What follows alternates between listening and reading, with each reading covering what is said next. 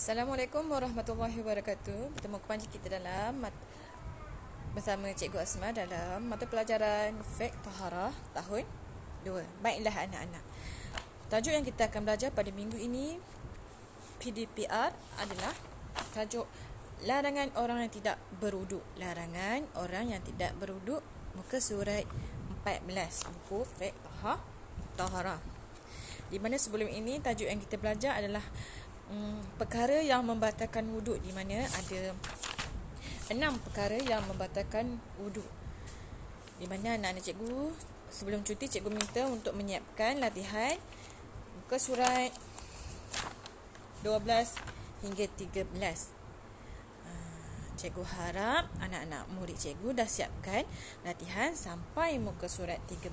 Dan tajuk baru pada hari ini adalah larangan orang yang tidak berwuduk. Kalau kita tak ada wuduk, tak ada air semayang, apa yang kita tidak boleh buat? Okey, baiklah anak-anak. Buka muka surat 14.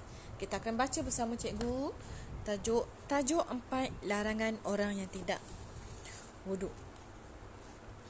Firman Allah Subhanahu Taala, Allah berkata, la yamassuhu illa al-mutahharun. Maksudnya, tidak ada yang menyentuhnya selain hamba-hambanya yang disucikan.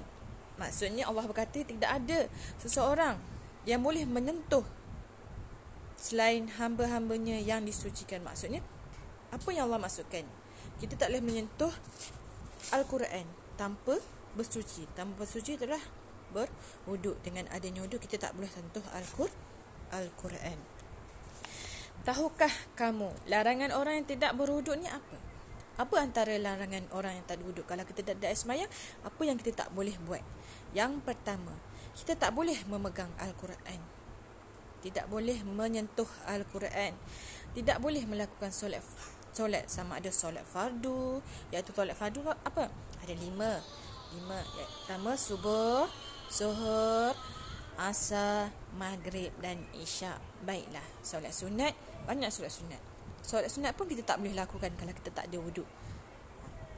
Solat sunat apa? Solat sunat duha, banyak lagi. Tidak boleh melakukan solat sama sekali kalau kita tidak ada wuduk. Ingat lagi tak?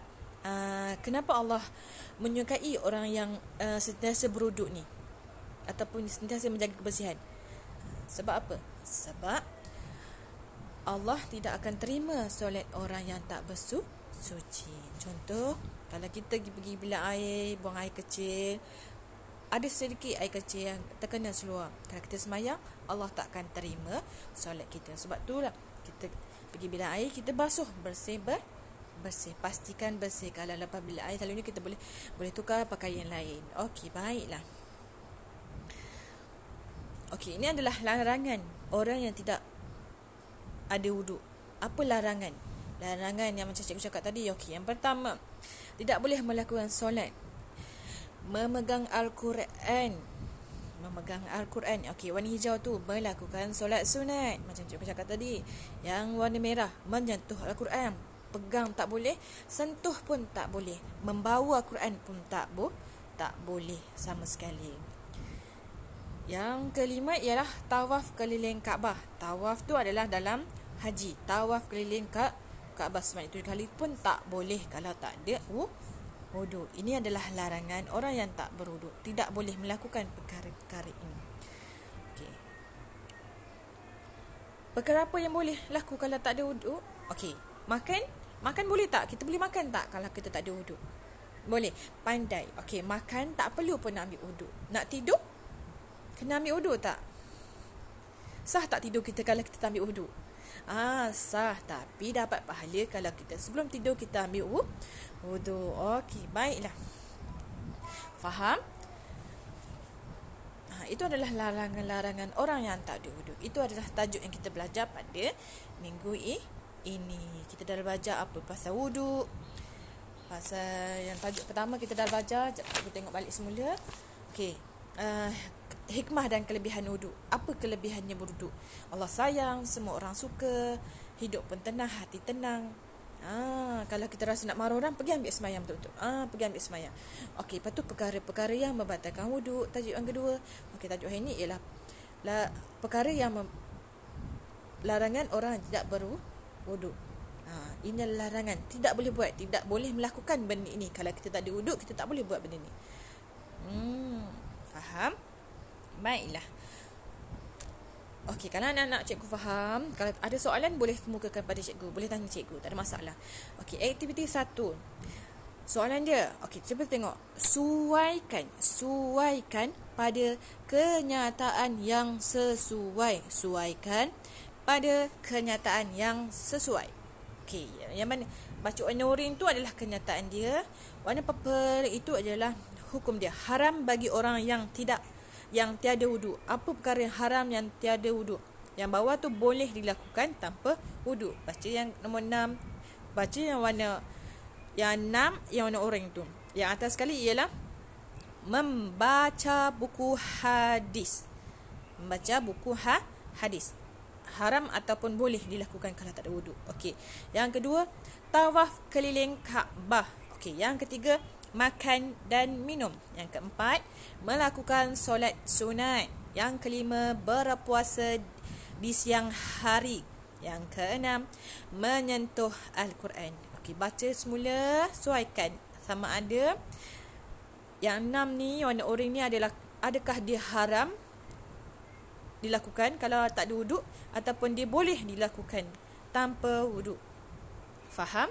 Okey, baiklah. Pelajar diminta untuk menyiapkan latihan aktiviti 1 muka surat